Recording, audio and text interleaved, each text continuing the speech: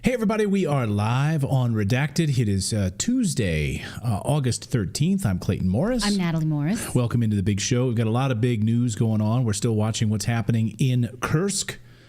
I'm only saying that because someone in our chat, Alberto, is like, is Redacted going to cover what's happening in Russia? Yes, for the past 2 days, we've covered it on the show. For the past 2 years, we've been covering Russia. Well, so, yeah, we're on that one. He's like, are you going to ignore Kursk again today? I'm like, we covered it for the past 2 days here on the show. But anyway, yes, the United Nations is now seeking access to Kursk to find out what kind of atrocities Ukrainians carried out in that region. So we're watching that. But we're also going to be watching Pandemic 2.0 because it is coming. We're talking about what they're pointing to, the CDC and specifically the World Health Organization is pointing to in Africa. And if you've noticed, Kamala Harris and her husband are back wearing masks again. So again, get ready for that. Get ready for, as we head into the fall, new round of vaccines, new rounds of what they're going to tell you for lockdowns and Pandemic 2.0. Also, a new vaccine card is being rolled out in Europe in September. We'll tell you about which countries are going to roll out this new vaccine card to let you into theaters, go shopping, all of that. Well, also, Elon Musk is fighting the fight against free speech, and he has had 2 wins. I'm going to say on behalf of all of us against the European Union and an advertisers group. So we're going to take a look at that because we continue to live another day. We can speak another day, and it's important to follow this. We're also going to be looking at how you might have noticed on social media, whether it's TikTok or Instagram, suddenly there's like a flurry of, pro Kamala Harris and pro Democratic position posts all over social media. Why is that? Why is that? You may wonder. Well, we're going to talk about that and so much more on the show today. Good to see you on this Taco Tuesday. We've got a very busy show for you. Let us know where you're joining us from. We are live on YouTube. We are live on X. We are live on Rumble as well. Nice to see all of you guys. I saw Kathy who says, I'm just a Montana girl up here in Montana. So good to see you. Let us know where you're joining us from around the world. Indeed. Yes. What else do you want to talk about before you get going? Anything? I don't know. No, Should we update the public on the fact that Clayton is not smoking weed? He seems to have some kind of eye infection. Thank you for your tips on Clayton's contact use fail. He's trying to switch to contacts and it's not going well for him. I see all your comments saying, is he stoned? He is not. This is how he normally is. This is how I normally, yeah. Right. This is his normal personality. This is my jovial. But I have to admit something funny. So we popped into the doctor's this morning and I said, do you have any openings? I need to see like the eye doctor because this is not going well. Like it's all red in my eyes. And they said, no, we don't, but we do have an opening this afternoon. You can come back this afternoon at 4:20. We have an opening. And I just started laughing. I said, are you joking? Right. But the young girl who was the receptionist, she didn't get the joke. She didn't get it. Wait a minute. I have blood red eyes and you're telling me that you have an opening at 4:20 for me to come back in. She wasn't really looking at you clearly, I suppose. Apparently. Maybe she needs contacts. I guess so. All right, we got a lot of news to get to. Let's dive into it. So the globalists are laying the groundwork for Pandemic 2.0. Get ready for lockdowns, school closures, forced vaccines. The CDC has been dropping hints for the past couple of weeks that a new massive outbreak of a highly infectious disease is coming out of Africa. Earlier this summer, the CDC added surveillance teams in Africa. Why would they do that? CDC going to Africa, warning that it's just a matter of time before other parts of the world see this outbreak. Pandemic 2.0 is getting ready for a rollout, so better pay attention. We've been warning about this since the spring of this year, that they would try to roll out some new mass lockdown, forced vaccine plan. But I guess the question was, what virus would it be? Would it be bird flu? Would it be COVID? What would it exactly be? But no, over the past 24 hours, it's looking increasingly likely that the next pandemic is monkeypox. So the CDC overnight warning a mass breakout of monkeypox has hit Africa and many cases across the United States. The CDC is warning that it's already showing up double the rate that we've seen last year all across the United States. The CDC is issuing a new warning about a nationwide spike in Mpox cases. New data shows the number of reported infections is almost double what they were at this time last year. Mpox, what used to be called monkeypox, that's a disease that is rarely fatal. Its symptoms are similar to smallpox, but milder. ABC News medical correspondent but milder. I love that. Like, but milder and quick, get away from that. It's just really mild. So let's get everyone scared about it. Right. For now. Quick, everybody panic, kinda. Yeah. Wait a minute, it's really mild. Okay. And you can only get it from like promiscuous sex, I guess. I mean, I don't exactly know. And they're trying to say that, no, now there's a new deadly strain of monkeypox. So now there's it used to be mild, now it's deadly. Like what's going on here? How, Clayton, do these viruses mutate? Gain of function? Sometimes that could be the case. Yeah, these are pertinent questions. Let's ask them while we're allowed. Going back to Dr. Peter McCullough on our show about a year ago, talking about bird flu and a paper that he then published at the same time, talking about how, bird flu, we've had it around for 100 years or lower. We know how to handle it. If it changes, if it mutates, what? That could, in fact, be a sign of gain of function. So these are questions we might want to know now in advance of it hitting our shores. Yeah. Was anybody manipulating this, working on this in some sort of why is it showing up in Congo, by the way? An area that is completely destabilized and absolutely would require the benefits of the United Nations or the WHO or other people going in and locking it down. What is Congo rich in, by the way? All kinds of minerals. All kinds of minerals. Cobalt, just to name a few, that's in all of our cell phones, right? Yes. So it's amazing where these things kind of pop up in countries that need stabilizing, right? Interesting. Just think about that. Anyway, a few days ago, the World Health Organization issued this warning. In light of the spread of mpox outside DRC and the potential for further international spread within and outside Africa, I have decided to convene an emergency committee under the international health regulations to advise me on whether the outbreak represents a public health emergency of international concern. The committee will meet as soon as possible and will be made up of independent experts from a range of relevant disciplines from around the world. Oh, good. Thank you.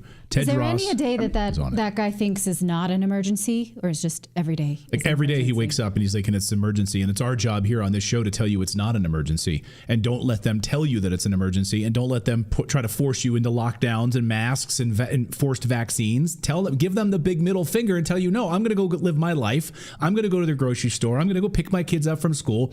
Screw you, Ted Ross. Well, the problem is that his emergencies are the threat of emergencies. So we can never actually know, which means we don't listen to him at all, because it's only a potential emergency that he classifies as an emergency, which by definition is not. Well, it's like crying wolf, right? I mean, it's how many times are you going to tell us this? Yeah. And you're by the way, your rollout, your initial rollout of this, of course, was considered a dummy run. They've called it this publicly. COVID was a dummy run for what you plan to do. So pandemic 2.0, whether it's hitting now, if this is your pandemic 2.0, your plan, we don't know. But you've already cried wolf one time. A lot of people fell for it, but a lot of people said never again. Right. So COVID is sweeping the country again. Simultaneously with this mpox, they're calling it mpox now. That's what the kids are calling it. They can't call it monkeypox because that apparently was racist. I mean, that's literally the justification for not calling it monkeypox, like racist against monkeys. Okay. Anyway, we don't want to offend the monkeys. So anyway, now what happens when COVID combines itself with monkeypox? Well, that's happening. An Italian man is believed to be the first patient diagnosed with monkeypox, COVID-19, and HIV all at the same time. Previously, it was not believed that monkeypox and COVID infections could happen simultaneously, but the man tested positive for COVID last month after returning from a trip to Spain. Well, he then went to a hospital seeking treatment for a rash, which turned out to be monkeypox. He was treated for both of those viruses and sent home to isolate. He was also placed on a combination antiretroviral therapy that he will need to take for life because of the HIV. Hello, I'm Mark Brown. Get more. Okay, so yeah. Sounds like a hell what of a combination. Yeah, I know. Man. What kind of fun was he having? Yeah. He got AIDS, monkeypox, and COVID. Was it AIDS? Yeah, he got AIDS. Oh, okay. As well as monkeypox and COVID. And combined now. Now I guess you can get that combined. That's unbelievable. Anyway, meanwhile, if you live in the increasingly scary place called the European Union, get ready because starting in September, you'll be asked to start carrying a European vaccination card. Now, this was first reported about 2 weeks ago, but now we have a date when this is going to be rolled out, which is in September, and it will prove your vaccine status in time for Pandemic 2.0. So again, this was reported in just about a little over 2 weeks ago. European vaccination card will be piloted in 5 countries. Specifically, it'll start, though, in Portugal. So Latvia, Greece, Belgium, Germany, and Portugal. And how it will spark, have a surge of innovation, they're saying. Despite decades of awareness, those transmitted from animals to humans, those zoonotic diseases, continue to pose a significant threat to global health. In the face of this unprecedented COVID-19 crisis, our global lack of preparedness for such outbreaks became starkly apparent. And that way, you'll make sure that you have this new card that will bring crisis under control. Yes, you want to travel? Show us your vaccine card. You want to enter a shopping center? Show us your brand new European Union vaccine card. And don't worry, it'll be digital as well. So all you need to do is scan it to enter your movie theater, your grocery store, your bus terminal, your train station. This card is being rolled out, as I mentioned, in Portugal, where the people are very compliant. It's a small country of about 11 million people. And when the government tells the Portuguese people to do something, I know this is a gross generalization, but we saw it in action. And absolutely, the people in Portugal, when the government tells them to do something, they snap right to it. And that's exactly what happened. Portugal became the highest COVID-19 vaccination rate in the world. They were sending out text messages reminding all of the Portuguese people, go get your vaccines. And when they rolled it out for children, make sure you go get your children vaccinated, all of that. And then, of course, not surprisingly, well, just in January of this year, Portugal registers the highest level of excess deaths in Europe. I'm sure it's totally unrelated to Portugal being the highest COVID-19 vaccination rate in the world. I'm sure it has nothing to do with it. Nothing to do with that similarity at all. Now, according to Vaccines Today, as Europe transitions from emergency measures to long-term COVID-19 management, this is a critical opportunity to strengthen resilience and increase preparedness for future health threats, they write.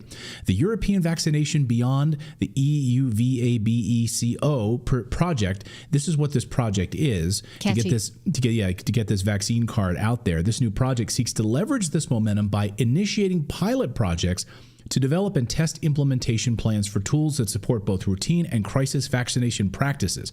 And they give an example here of how they're going to roll out this new vaccine card. Consider the example of Anna, a 27-year-old nurse who recently moved from Brumaria to Moravania, and her family. And in her new country, Anna needs to provide her vaccine history to comply with local regulations. Well, now, using the European vaccine card, Anna can seamlessly transfer her records. She goes online, creates an EVC account with a provider of her choice, enters her vaccine data from Brumaria. Anna also needs to create one for her son, Lucas, so she sets up a card for him. Transferring information from his paper child health book, both EVCs are then validated by her doctor, authorized by a health professional, and the digital record becomes accessible via her smartphone, simplifying the process of sharing it with healthcare providers. Now, of course, we warned you that this was coming. We warned you that this was coming, of course, when they did the rollout of the DIA app in Ukraine as a test bed for making sure that you have all of this information digitized and the government would control all of that. China, of course, we know that this is the case in China, so you can see the controlling of movements of individuals who don't have vaccines, who are then under lockdown, being told to stay in their particular apartments. This is exactly what is happening in the European Union. This is communism. This is exactly what this is. Which is funny because when you think of innovation in Portugal, there's a lot of things that in Portugal you cannot have. Like you can't order your Starbucks on an app. They just don't have that technology yet. You can get an app and scan for benefits, but things like that where it just America is so far ahead in terms of the technology of living standards, but they could scan you into a restaurant. So somehow that technology was magically accessible. It's not available to you as a consumer, but if the European Union wants to track you, somehow they are very advanced. That's funny, isn't it? Yeah. Don't you think that's funny? It is, yeah. In this particular area where they want to control you, Yeah, it's incredibly they advanced. have the technology, but think of all the technology we didn't have access to when we were living as residents in Portugal. We're like, wow, this is really backwards. It's too bad we don't get a text message from the utility company when they're coming, or things that we enjoy in America on a regular basis we just didn't have access to. But somehow Portugal is so advanced when it comes to tracking you. Paul Wilson in our Rumble chat says Portugal and Greece, but not Spain, France, or Italy. Am I the only one that failed geography? Yeah, well, no, because they're going to roll this out just in these particular countries to test it. My bet look, this is me being cynical, but because again, the Portuguese are so compliant with the government, when the government tells a lot, they snap right to it. They absolutely go and do exactly what the government tells them to do. So I think that's why they're probably rolling it out in a much smaller country like Portugal to start. So who is behind this all? Might be asking yourselves.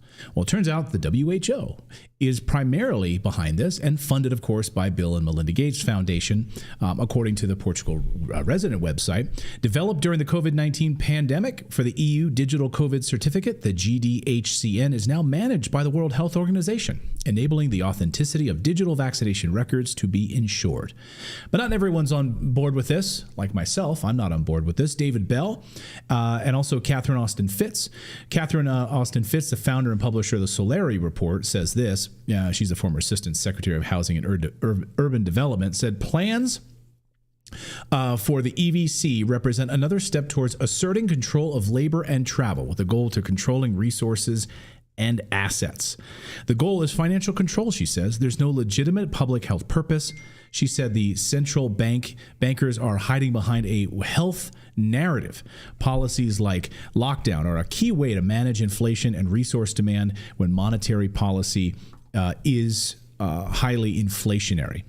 Also, David Bell, a public health physician, biotech consultant, former director of global health technologies at Intellectual Global Ventures, says the proposed vaccination card reflects an increasing effort to utilize public health tools as a means to concentrate wealth and provide a means to control populations.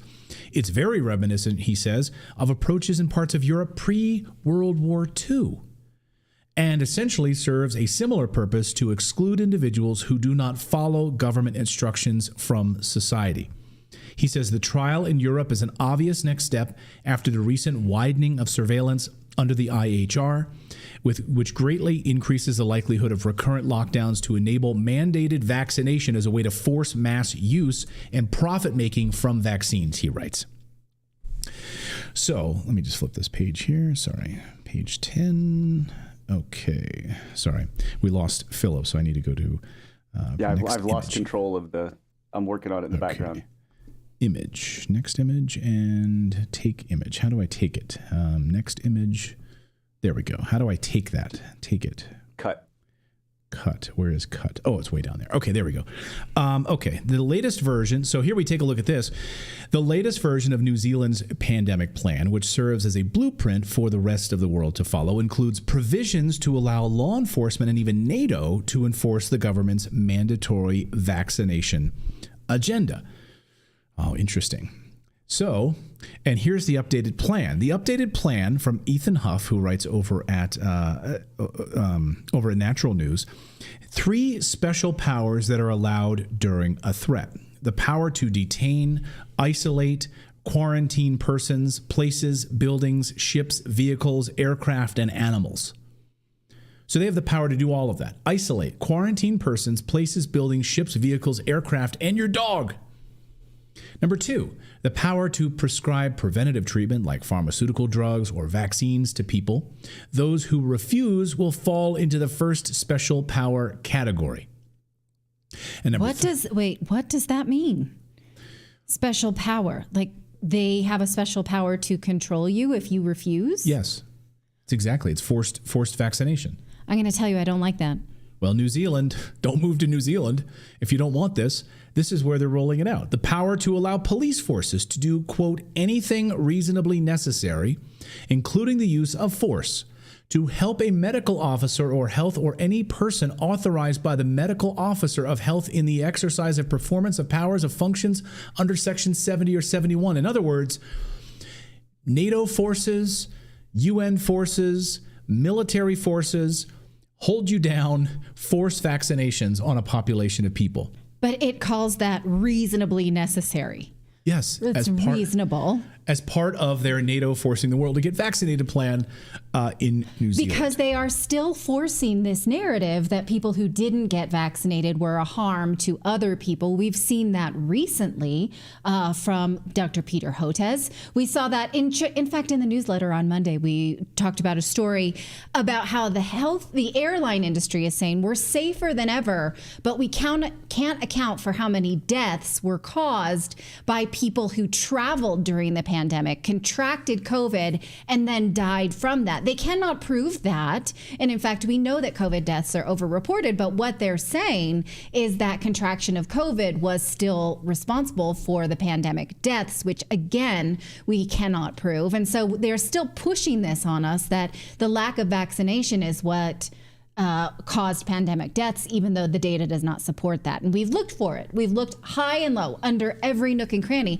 and it's just not there. Yeah, it's really disturbing. So there we are. There's your pandemic 2.0. Get ready for monkeypox. Get ready for vaccination cards.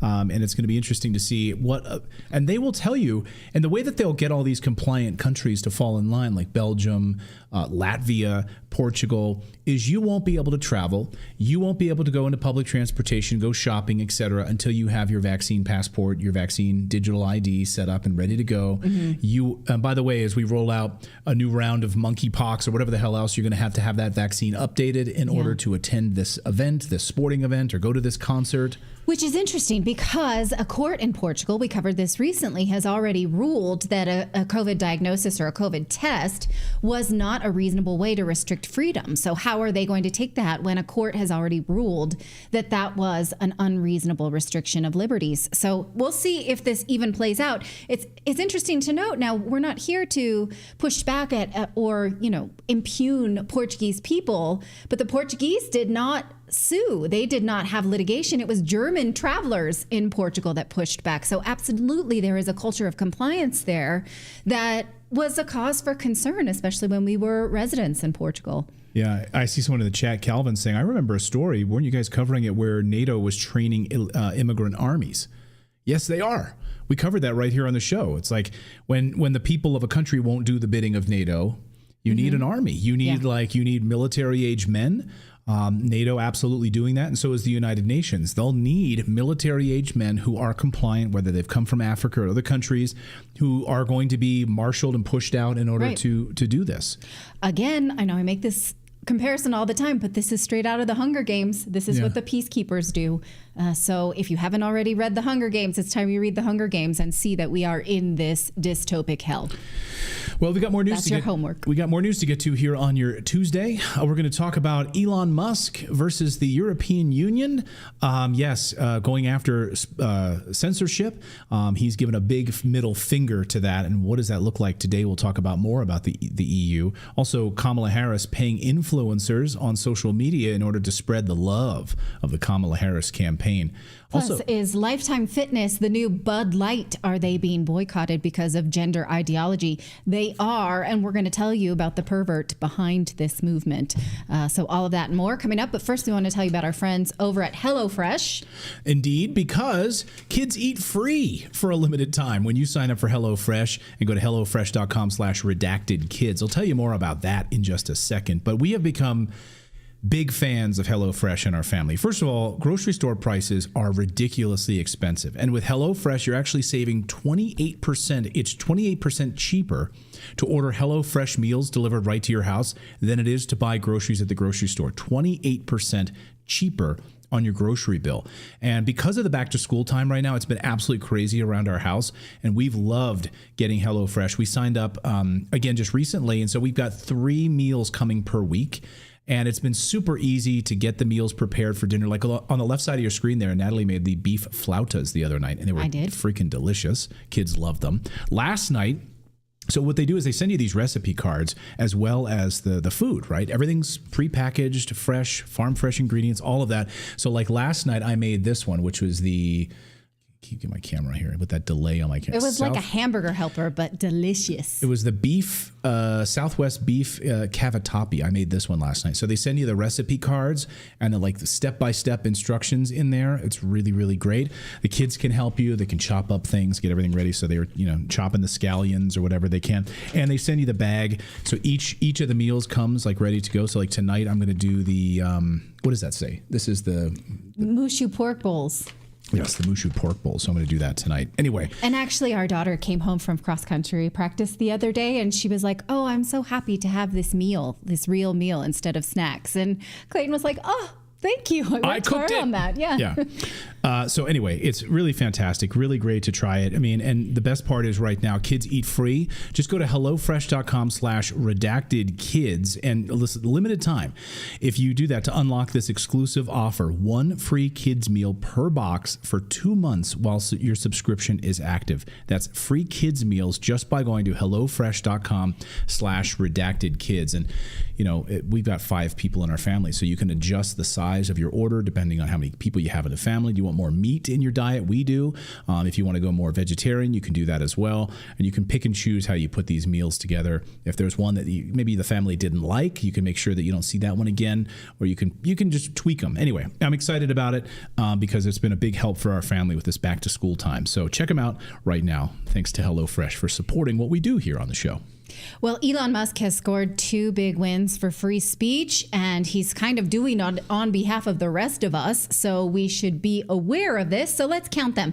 First, Musk hosted a live Spaces on X with Donald Trump last night. This marked his return to the platform after being kicked off in the wake of January 6th. And Musk says that over 1 billion people tuned in across platform. It was an unscripted conversation with a presidential candidate. So you would think that is a national value. We want to hear from somebody who is leading a major portion of votes in the polls. But the press thinks, they're talking to Donald Trump. They're giving him unscripted access. They think we don't want this. We absolutely should collectively want this. The press should want that too. One of my favorite parts, I want to say, of the Twitter X space was when Donald Trump recounted a conversation with Vladimir Putin when he was president. And he said he had warned him against a war in Ukraine. And he said, Putin said, no way. And Trump responded, way. That was kind of fun. Way. I have a feeling it did not happen like that.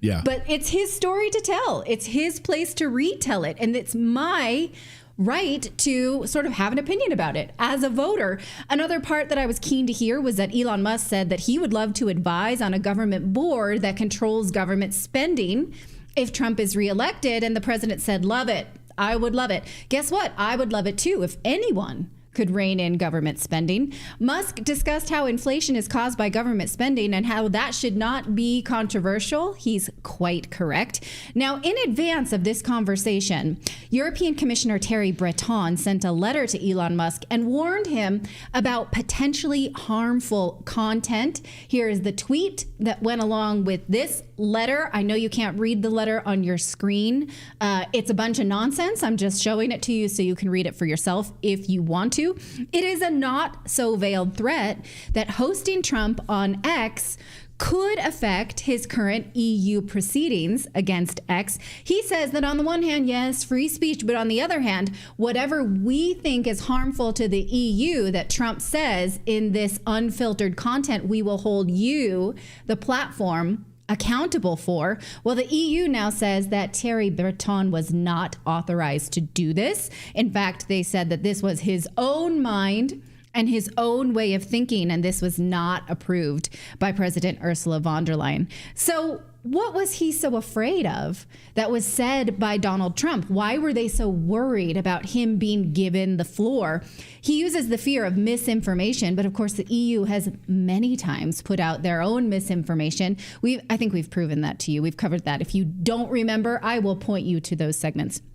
Now, did Trump misspeak in his spaces? Well, sure. For instance, one community note where Donald Trump claimed he gave the largest tax cut ever. The community noted, well, this is actually the 8th largest tax cut since 1918, but it was the largest corporate tax cut. Well, we should be able to determine this for ourselves. We should hear Donald Trump say, I gave the biggest tax cuts, and say, well, other presidents have done it bigger, but that was a big tax cut.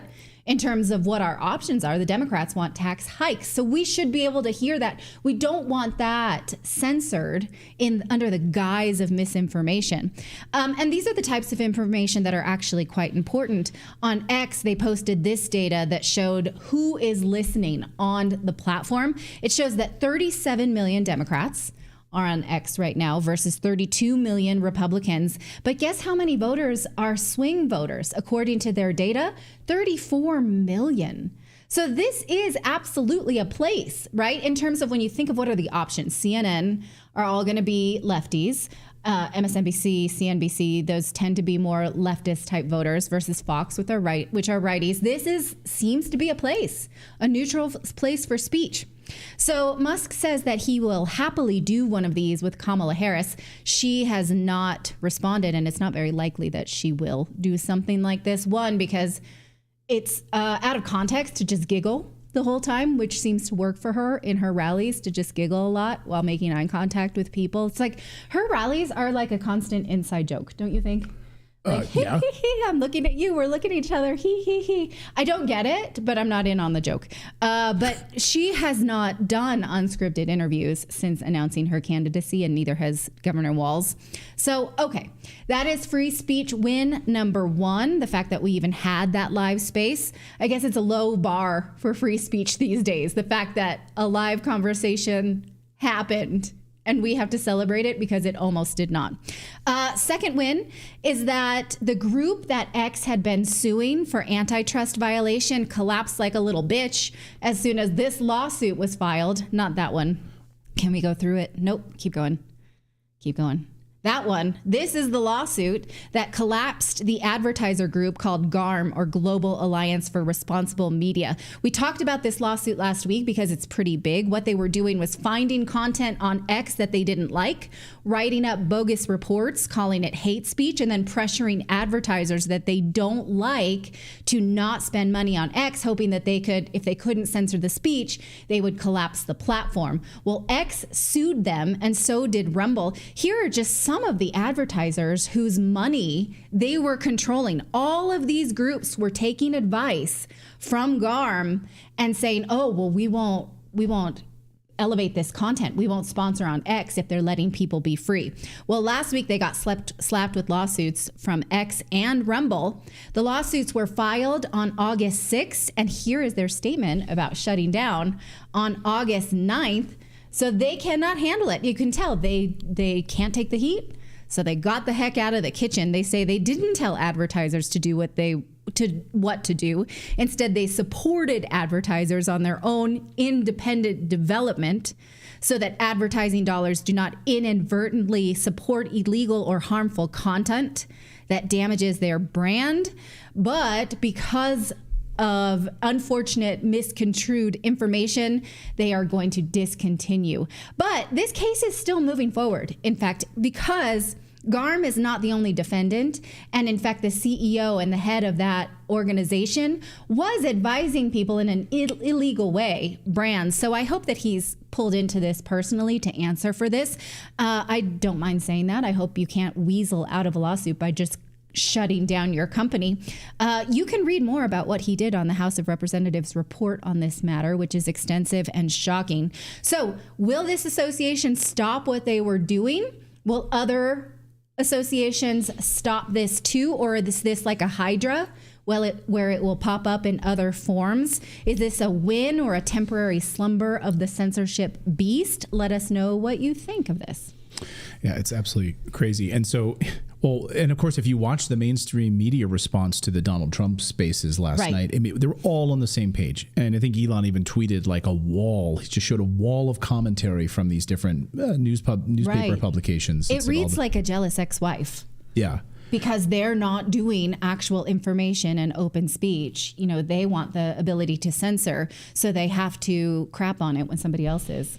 Yeah, I mean, there was a lot to criticize. I mean, if you want to sit there and listen to it was a conversation, not like a journalist interviewing somebody. It was a conversation. So if you understand that Elon Musk is not a journalist, he was having a conversation. So if you, look at it in that way, you're like listening in on a conversation about the future of the country. Talked a lot about Israel. They were really upset about that people would not be, pro-Israel. So they're both in the tank for Netanyahu, of course. So you could criticize that. There was a lot to discuss and have a conversation about. But for all of the mainstream media to come out, their headlines were like, Donald Trump slurs his words through a whole 3-hour conversation. It was like Donald Trump meanders and slurs like that. Like, that's your take on this? Yes, they're discouraging you from participating in it. And as a viewer, like I said, this conversation about Putin where he said, I said no way, and he was like, way. I'm like, okay. Obviously, that's missing important context about the war in Ukraine, about Putin being unprovoked and launching an attack on Ukraine. That's false. But I have the right to hear it and form an opinion about it. Right. So, okay. Yeah, we can have a conversation about it. Yeah.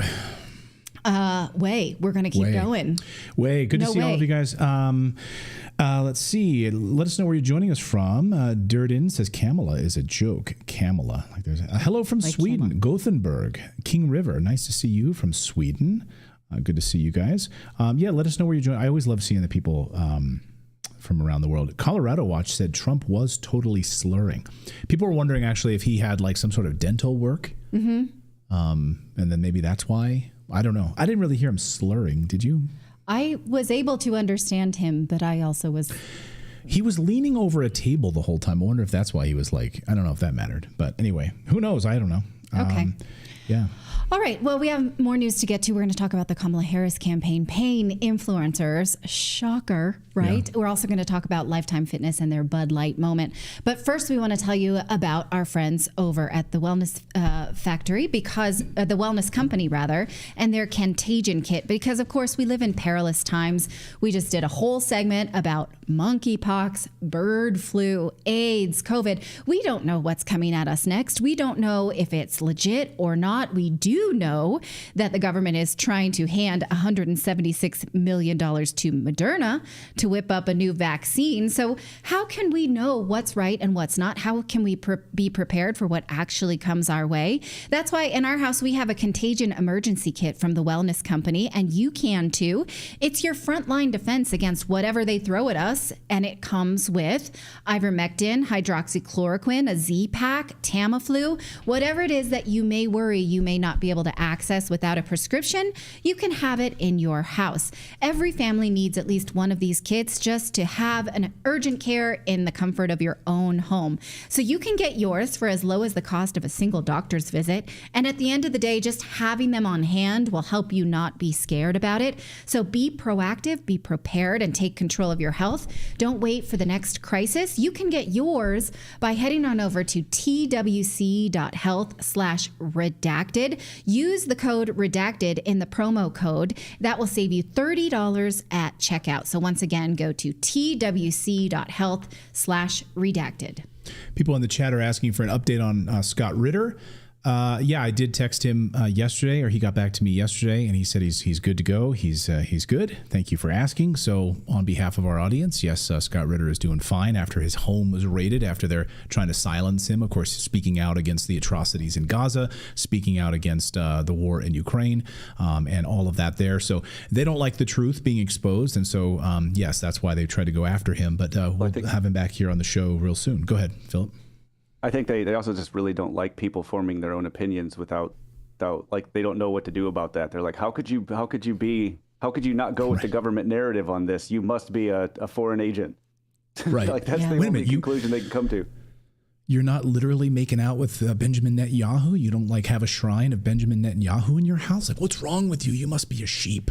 you must be a sheep. We want you to be a sheep. And sorry, so he's going to call out their BS. So yes, many of you asking about that. So he said he's doing well. He's doing well. So I'll pass that along to you guys. Okay.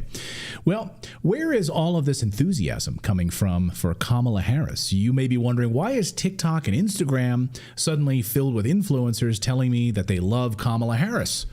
Well, money walks, right? Money walks big time. And 2 weeks ago, after we first reported here on the show that the Harris campaign had hired a social media agency to recruit people, paying them money to promote Harris on social media, well, more TikTok influencers have now come forward to confirm our story, admitting that they've been offered money by the Harris team to make pro-Harris videos. Here's the latest one. My entire For You page right now is presidential stuff and the campaigns being AI and what to believe and what not to believe. Just the other day, I received an email for a paid promotion, for me to make a video and post it on TikTok talking about the Democratic side. At the end of this email, it says, if you want to get things going, we'll send over an NDA for you to sign and we'll get started. I know a lot of people get their views and their opinions and their beliefs based off of what their favorite influencers are saying. Just know, they might have been paid to say the things they're saying. Yeah. Non-disclosure agreements, for those of you who aren't familiar with the legalese, NDAs, non-disclosure agreements. So the Harris campaign, the social media agencies, their surrogates will send you a non-disclosure agreement because they've had quite a bit of backlash from social media influencers admitting that they've been paid to post on things. So now the campaign appears to be taking a different strategy, which is, okay, we'll have you sign non-disclosure agreements, then we'll pay you. So you can't talk about it. I think NDAs are one of the anti-constitutional. You're telling Americans they can't speak. Mm-hmm. You're keeping them from speaking, and you're coming to some sort of agreement. We're going to slide some money under the table, but you're not allowed to tell anyone about it. And that's what the Harris campaign is doing. So here you have TikTok influencers admitting they're being offered payment to go on social media, talk about the Democratic platform, talk about women's reproductive rights, talk about climate change, talk about how much you love Kamala Harris and all of these other things.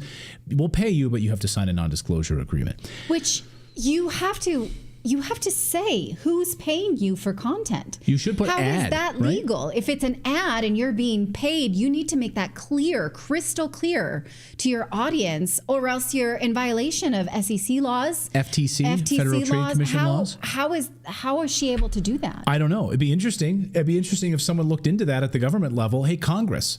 I know we have members of Congress that watch us. Hey, Senator Chuck Grassley, I know you like to watch our show. Senator, I'm talking to you. Maybe you should hold a hearing on this, because it would really be interesting. Doesn't the FTC, it's part of their law. Like, people have to disclose, as Natalie pointed out on Twitter. You'll see on Twitter or X where it'll say ad. There's a little ad or a little hashtag ad. So these posters, when they're posting on Instagram or TikTok, should say that they're being paid. This is an advertisement for the Kamala Harris campaign, or that's illegal, right? That's a violation of federal law. So it'd be interesting if Congress held a hearing on this, and it'd be interesting to see and also, is it a violation of campaign finance laws? Yes. As well. Anyway, here's an ad. Here's an example of one of these ads for Harris being sent to people. We are offering $150 over a series of 3 posts. We're asking you to share what you admire about the Biden-Harris administration, what initiatives you support, or simply why you believe Kamala Harris, with Biden's endorsement, is the best candidate for the job. Let me know if you have any questions. Otherwise, our team responds faster on the website. All you need to do is go to join.people.first.cc. That's right. So I did. I figured I want to see what it's like to sign up and become a Kamala Harris influencer. So I did. I said, you know what? I'm going to become a Kamala Harris influencer. I went over there to be rewarded for my voice, and I signed up and put in my information. And guess what? One of the first postings available is "Let's win this for Kamala." And you can sign up if you want. You click on more info and boom. And 4 years ago, we stood together and we came together for Joe Biden. Now we're going to do it again for Kamala Harris. Share your reasons for supporting her. So, did you sign the NDA, Darlene, or else you're in violation? No, I didn't sign an NDA. Okay. So here's the post. This is what I signed up for. Let's win this for Kamala. And I figured, you know what? Kamala needs my support. So I activated my audience to help elect Kamala Harris in a series of 3 posts online. Share factual information and personas, anecdotes that will help your audience relate to her. Kamala how her journey mirrors your own, what it means for you and your community to have her running for president. Oh, abortion. I could talk about healthcare. Trump's plan to abolish the Affordable Health Care Act. Yeah, let's talk about anti-Trump stuff. How about this? The cost of living. This is my favorite one. They want you to talk about how corporations are overcharging for rent, groceries, gas, utilities, and Trump will let them get away with it. They want you to lie to people about this. And Harris will crack down on corporate price gouging and make billionaires pay their fair share. Yes, because inflation and all of it's Trump's fault. Okay.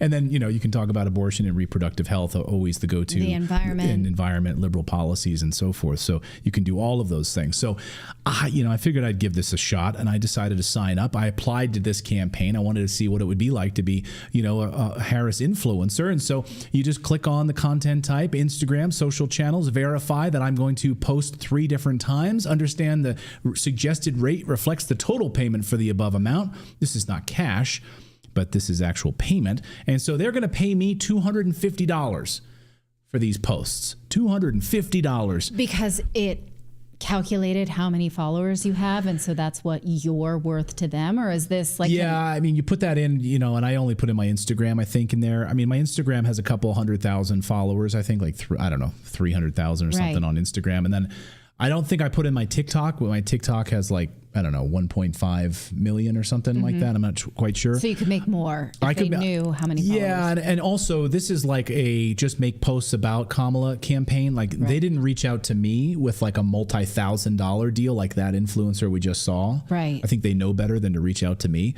So anyway, I had to go through the back around here. Anyway, I decided I'm going to make my first posts. And I wanted to talk about my Kamala Harris journey, relating to Kamala, because that's, I think, the most relatable thing. So here's my first post I made. Yo, what's up, Instagram? I was just leaving my job today. I like to volunteer in the mornings and work at a school for blind children. And I was just walking home from there. I don't like to use any kind of fossil fuel kind of cars or anything like that to help the environment. So I was just walking home and I was just thinking, you know what? I just want to make a post here on Instagram, just totally out of the blue, about my girl Kamala. I see a lot of people saying some negative things about Kamala, and I just want them to step off and just really support her, and I really identify with her journey, as a former Indian American who, is really now embracing her blackness, really speaks to me.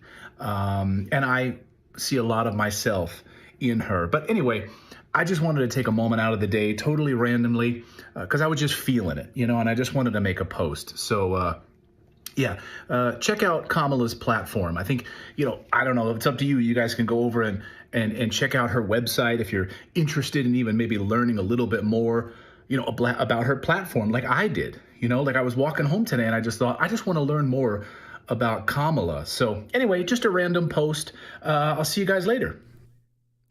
You're so Sigma. So woke. Yeah. Am I so woke? Wow, you're so very woke. Sigma. Yeah, I forgot to mention at the end of it, and if I do 2 more of these, I'll get $250. Right. I need to put ad up there on the screen. Ones. 250 clams. So yeah, hey, I am not signing a non-disclosure agreement for my new Kamala Harris posts, but I don't think they should pay you for that. Hey man, I think I really hit a home run there. Okay. I just will say this as I wrap up on this piece here. I think it's important for you guys, if you're, I just discovered also that not only can you directly be hired to make posts for Kamala Harris, the Democratic Party is also separately having you do get out the vote drives where you are to talk about the Democratic platform. So not just Kamala, but also the Democratic platform, where they'll talk about climate change, you'll talk about reproductive rights, you'll talk about all of that stuff, and they'll pay you as well separately. So if you start seeing a lot of this stuff on social media talking about, abortion. The one thing they can't do is pay you for your actual vote yet. Oh, who knows, right? Well, yeah, that's a whole separate story. They're not supposed to. Yeah, there's a whole separate story we didn't even get into today about them now offering money for you to go and be a part of this process. So we'll maybe do a deeper dive on that piece. And something else we've seen but haven't been able to verify yet is offering for actors is that there's been posts offering actors to show up at rallies for a certain amount of dollars. So that's something else we're going to be looking into. If you've seen anything like that, send it to us. X is the best platform to get a hold of us, or in the comments. Janine says I should have made a pro-Trump post. I think in many ways that was a pro-Trump post. I don't know. But anyway, I'll just know your thoughts on that. Anyway, we've got more news to get to here on your Tuesday. We're going to talk about Lifetime Fitness and how Lifetime Fitness is about to have its Planet Fitness or Bud Light moment. Man, these companies will not learn, will they?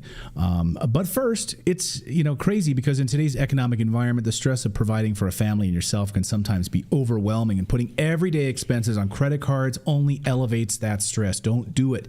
You have to find a way out of that never-ending cycle. We have an answer for you. You need to call our friends over at American Financing. They're helping people just like you turn things around by using the equity in their homes to pay off those high-interest debt. As Natalie likes to say, smart people know how to use different financial products. So if you're sitting on equity in your home, you can't eat equity. You can leverage that equity in order to make investments, in order to pay off high interest debt. And that's exactly what I've done. And one of my first investments I ever made was using our home equity line of credit in order to make purchases. American Financing is saving their borrowers an average of $854 a month by using their program. That's $800 a month. That's like a $10,000 a year raise at work. And they're closing in as little as 10 days. If you start today, you may not have to even make next month's mortgage payment. There's no better time right now to turn your situation around. Call them today or go to americanfinancing.net/redacted. Call the 800 number on your screen, 866-890-8434. americanfinancing.net/redacted. And call today. They're NMLS 182334, and MLSconsumeraccess.org is their disclaimer.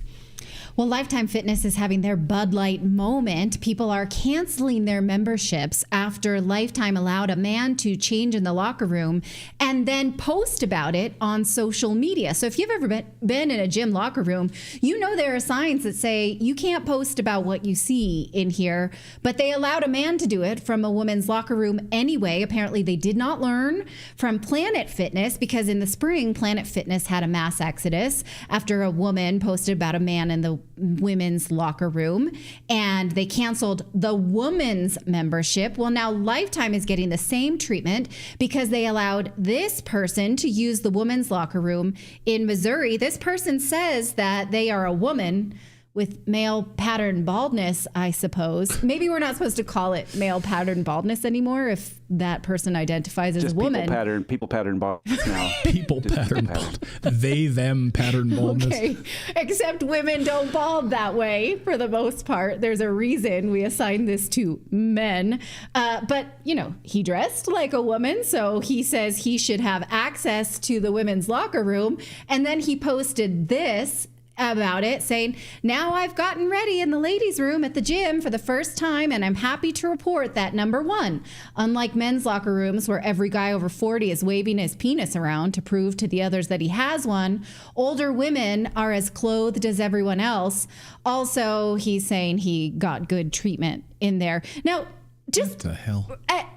Reporting from the locker room, the first sentence I have a problem with, that I've been in the ladies' locker room and I'm happy to report that, should end right there. Ladies, we don't report on each other. We report nothing from the women's locker room. That's supposed to be a safe space. Right there, that should have had his membership revoked, even if he was a man. Can I take umbrage with the first point that he makes about being in a men's locker room and all men walk around and waving their wangs like they're trying to prove something, like they have one? What locker rooms is, give me a break. Yeah, right. If we get out of the shower, you walk to your locker, but no one's like prancing around, like showing stuff off. Like, what locker is he hanging out in? I don't 100% would ask that person, like, dude, are you okay?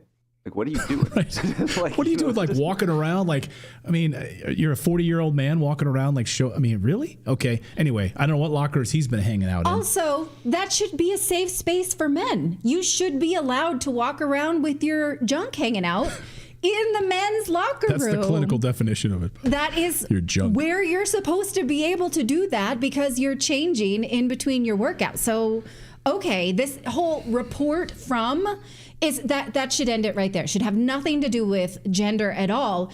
Someone should go to him and say, sir, you cannot report anything from the locker room. Your membership is revoked. But he is there to validate his own gender identity, and it's making other people uncomfortable.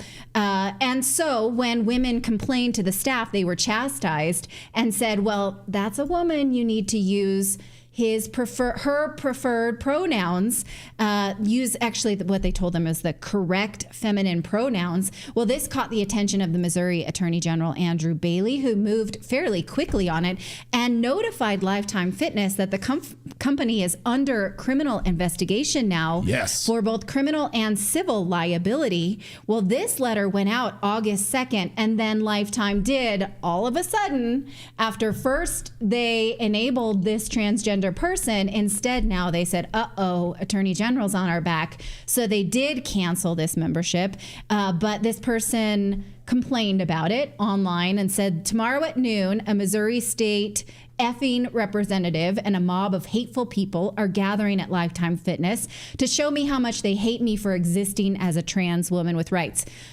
No.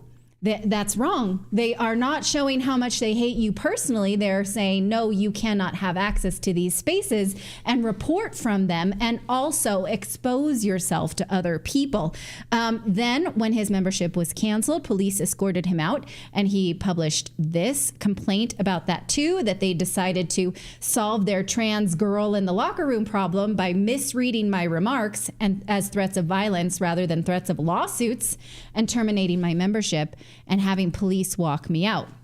So you can tell he thinks he's a real social justice hero here, breaking boundaries for his oppression, and he will not stop. Well, in fact, Missouri State Representative Justin Sparks has uploaded a video to Facebook about this, saying this is wrong in the state of Missouri, and we're going to continue to fight against this. Now, a woman spoke out about this online and said that this is more about young people in the locker room, children. And then this same transgender person said, well, you expose yourself to children in the locker room. Why can't I? Because she's a woman in a woman's locker room, and other girls expect to only see girls in a women's locker room. Not the same. Young girls, again, expect when they walk into a women's locker room to be in a place where other women's bodies are. Now he says, though, you know, these transphobes, they want me to expose myself to young boys. This is his logic, that transphobes will demand that I come into the men's locker room and show underage boys my boobs, and then have the audacity to call anyone but themselves a pedophile. He's crazy. So he's saying, because I got boobs put on, I don't belong in the men's locker room because then young boys will see boobs. It's terrifying, that logic. You can't follow it. But again, he's crazy and has already posted things on X about BDSM and kink and polyamory and bespoke porn and other things. He also has since said the state of Missouri is so worried about him, the problem, he says, is that they will miss real predators. I just want to say I'm okay with this person being caught in the dragnet. And he will not stop. He says he's going to change his ID to be legally classified as a woman so that they have to let him back in. So this creates a legal problem, right? How will that be handled, given that Attorney General Bailey laid out the two reasons that he can't be in the locker room right now? One is that a male's presence in female public restrooms constitute criminal trespass. And two, that a male who exposes his genitals in the presence of others in the restroom is subject to criminal liability and multiple sexual offenses. So what if he gets the genitals removed? What if he does have an ID that has him as a woman? Is that a legal hack? What will the courts do? That's an interesting question.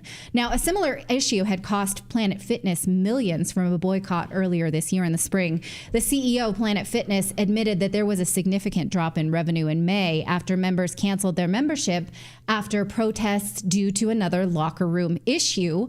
A woman named Patricia Silva said a man was shaving in the locker room and a young girl was sitting there looking very uncomfortable by his very presence. She took this picture of the person who says that they were a woman. Now, the one thing I want to say, if we could just leave this up for a second, is that at the very least, this person is not putting on woman face. they're saying they're a woman, but have done nothing to at least make a caricature of a woman.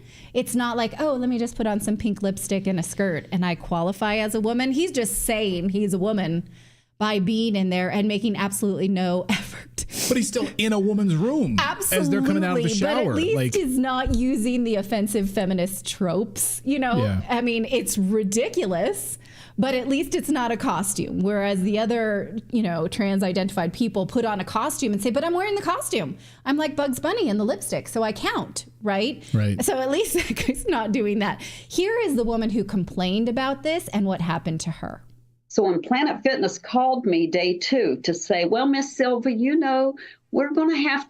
we have had to cancel your membership, the situation. And I said, no, why don't you tell me the situation? And so they said, well, the situation is that you crossed our boundaries and you took a picture of this woman in the locker room. I said, it's a man. And they said, well, she identifies as a woman. And I said, explain to me, what is the process of him being able to get past your desk? What kind of government ID? What kind of how does he verify that he's a woman? And they said it's his personal perspective of himself, basically. And I'm here for the long haul. I am going to help make a difference, however that looks. I don't even know, but I'm not afraid. The libs can threaten me all day long. And I just feel like I've got the armor of God on me. And I feel like they cannot penetrate my soul. They can't take my joy unless I give it to them. So that's kind of where I'm at. So she lost her membership because she complained on behalf of women everywhere, especially young women. Planet Fitness, though, they stuck with this policy. They did not reinstate her membership. They did not reverse their policy. Their policy still is that anyone who identifies a woman can get into that space. And in fact, their stock has recovered fine from this event. Take a look at this. So you can see the dip in May when people started canceling their memberships. And in fact, the way that they recovered this revenue was they increased membership rates by 50%. So they haven't actually recovered those members. They're charging the members who stayed more on behalf of the members who didn't, and that seems to be working. So if you like transvestite, you like that, and you like perverts, you want to go to Planet Fitness. Well, the people who are not boycotting are paying double for the people who are boycotting. So does that feel awesome? If you're a Planet Fitness member, you're paying double because people are boycotting because of this policy. And I guess if you want trans people to access those locker rooms, then you're willing to pay double to support this policy, and that's exactly what you're doing. So let us know what you think of that policy and the outcome of that below. Wonder what will happen to Lifetime Fitness. Do you guys plan? Let us know in the comments. Are any of you guys members of Lifetime Fitness? Let us know in the comments if you plan to boycott them, if you plan to turn in your membership. Very, very interesting. All right. Thank you guys so much for joining us today. It is free to subscribe to the channel. When you do, by the way, you subscribe and become a member. It's free. Just your name will pop up here on the big screen. Just go to youtube.com/redacted news. And, it's free of corporate sponsors. We're independent journalists. We have live daily streams with special guests. This week, we've got some special guests. In fact, General Mike Flynn is going to be joining us here tomorrow on the show. We're excited about that. And so we've got a bunch of big guests lined up for you on this show. So thank you guys so much for subscribing. We are live every day at 4 p.m. Eastern time, and on Rumble, on YouTube, and on X. So thank you guys so much for making us a part of your afternoon. We really, really appreciate that. Well, we'll be part of your afternoon tomorrow if you let us. We'll see you at the same time, same place. Thank you, everybody.